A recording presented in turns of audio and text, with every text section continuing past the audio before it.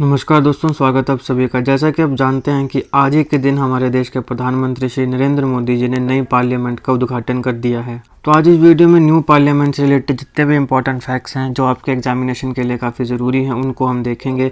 काफ़ी important topic होने वाला है ये आपके आने वाले एग्जामिनेशन में, क्योंकि आज़ादी से काफ़ी सालों के बाद आज भारत को एक नई पार्लियामेंट मिली है, तो इससे हाई चांसेस हैं कोई ना कोई सवाल पूछा जाएगा। तो जितने भी इंपॉर्टेंट फैक्ट्स हैं उन सबको हम कवर करेंगे। आप इस वीडियो को अंत तक देखिएगा। चैनल पर नए हो तो सब्सक्राइब अवश्य करिएगा।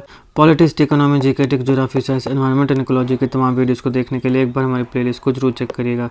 चलिए शुरुआत करते हैं। देखिए दोस्तों, हमारी पार्लियामेंट की नई बिल्डिंग की थीम जो है ये जो भारत की कल्चरल डाइवर्सिटी है उसे सेलिब्रेट करती है। यहाँ पर आपको काफ़ी रीजनल आर्ट्स और क्राफ्ट्स देखने को मिल जाएंगे। ये जो बिल्डिंग है इसको Ahmedabad based HCP design planning and management द्वारा डिज़ाइन किया गया है, जिसके मेन आर्किटेक्ट है बिमल पटेल जी। टाटा प्रोजेक्ट्स लिमिटेड ने इसको बनाने की कंस्ट्रक्शन की जो बिड है उसको जीत लिया था और इसकी पूरी कंस्ट्रक्शन कॉस्ट है 861.90 करोड़। नई पार्लियामेंट जो है ये सेंट्रल विस्टा बिल्डिंग की लाइन पे उसकी तर्ज पे बनी है और ये एक ट्रायंगुलर स्ट्रक्चर है। इसका पूरा का पूरा एरिया जो कवर करता है वो है 64,500 स्क्वायर मीटर्स। यहाँ आपको लोकसभा, राज्यसभा, सेंट्रल लाउंज और कॉन्स्टिट्यूशन अथॉरिटीज़ के ऑफिसेज भी देखने को मिलेंगे। लोकसभा जो है उसको बनाया गया है हमारे नेशनल बर्ड पीकॉक की थीम के ऊपर, जहाँ पे 888 सीट्स की कैपेसिटी है। तो कल को अगर हमारी लोकसभा सीट्स बढ़ती भी हैं तो कोई दिक्कत नहीं है, लोकसभा काफ़ी बड़ी बनाई गई है। जो राज्यसभा का हॉल है उसको बनाया गया है नेशनल फ्लावर लोटस की थीम के ऊपर। यहाँ पे बैठने की कैपेसिटी 384 पीपल्स है। यहाँ पर लोकसभा और राज्यसभा के चैम्बर्स की खासियत यह है कि नई बिल्डिंग में जो 2 मेंबर हैं वो साइड बाय साइड बैठ सकते हैं। हर एक सीट में आपको काफ़ी डिजिटल सिस्टम और टच स्क्रीन्स देखने को मिलेंगी। कॉन्स्टिट्यूशन हॉल भी यहाँ पे बनाया गया है ताकि भारत की जो डेमोक्रेटिक हेरिटेज है उसे बताया जा सके, शोकेस किया जा सके। तो जो नई बिल्डिंग है वहाँ पर आपको एक कॉन्स्टिट्यूशन हॉल भी देखने को मिलेगा, जिसका पर्पस क्या है, इंडिया की डेमोक्रेटिक हेरिटेज को शोकेस करना।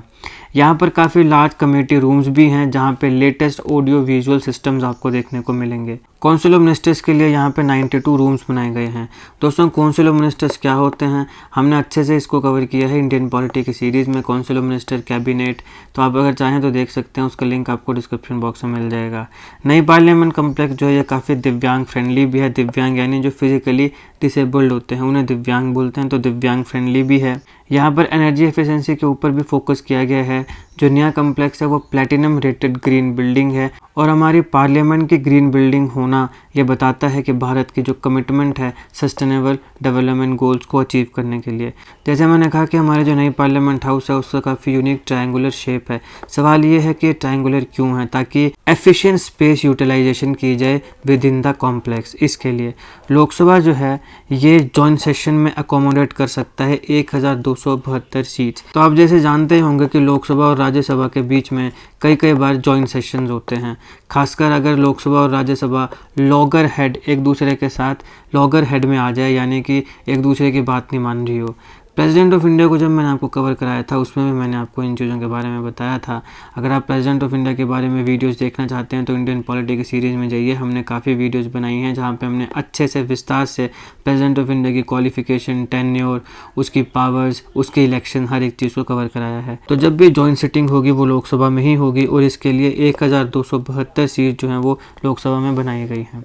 अब ओल्ड पार्लियामेंट हाउस की तरह यहाँ पे सेंट्रल हॉल नहीं है।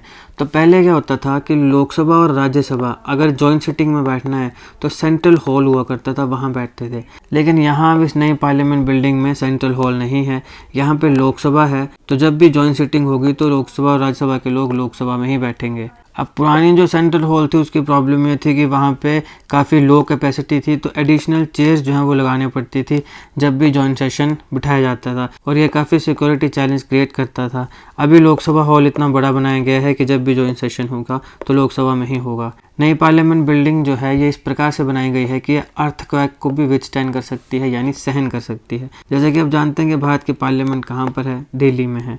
दिल्ली जो है वो जोन 4 में आता है। तो इस प्रकार से पूरा भारत जो है वो अलग अलग जोन्स में डिवाइड किया गया हुआ है और ये बताता है कि कौन सी जोन जो है वो कितनी ज़्यादा अर्थक्वेक के लिए प्रोन है। तो जैसे 4 और 5 का मतलब हुआ कि ये बहुत ज़्यादा प्रोन है। तो दिल्ली जो है ये जोन 4 में रखा गया है। इसका मतलब है कि यहाँ पे हाई अर्थक्वेक अर्थक्वेक रिस्क है, यहाँ पे ज़्यादा भूकंप आने का रिस्क है।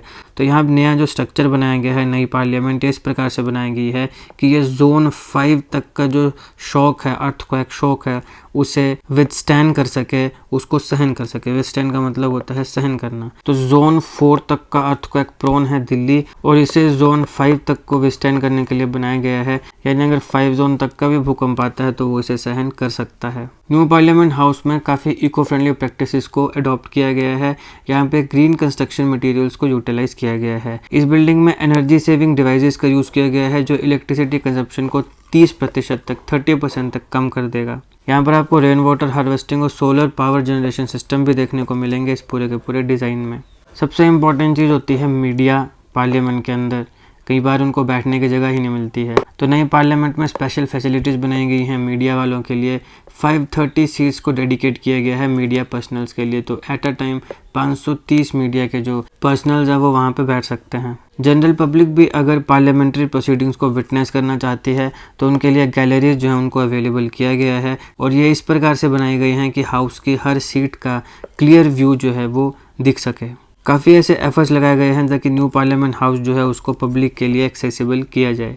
यहाँ पर 2 स्पेशल एंट्रेंस पॉइंट्स हैं जो इस प्रकार से बनाए गए हैं कि बच्चों को, बूढ़ों को और जो डिसेबल्ड इंडिविजुअल्स हैं, जैसे मैंने कहा कि दिव्यांग फ्रेंडली है, उन्हें पब्लिक गैलरी और सेंट्रल कॉन्स्टिट्यूशनल गैलरी जो है उसे एक्सेस करने में कोई भी प्रॉब्लम ना आए। काफ़ी इजीली वो पब्लिक गैलरी और सेंट्रल कॉन्स्टिट्यूशनल गैलरी में पहुंच सकें। तो ये है दोस्तों हमारी नई पार्लियामेंट के सारे इंपॉर्टेंट फीचर जो आपको एग्जामिनेशन के लिए ज़रूरी पता होने चाहिए। अगर आपको वीडियो अच्छी लगे तो लाइक करिएगा, शेयर करिएगा। Politics, economy, GK, geography, science, environment and ecology के तमाम वीडियोज़ को देखने के लिए एक बार हमारी प्लेलिस्ट को जरूर चेक करिएगा। जीके करंट अफेयर के ऐसी वीडियोज़ को देखने के लिए हमारा चैनल सब्सक्राइब करिएगा। Thank you so much for watching.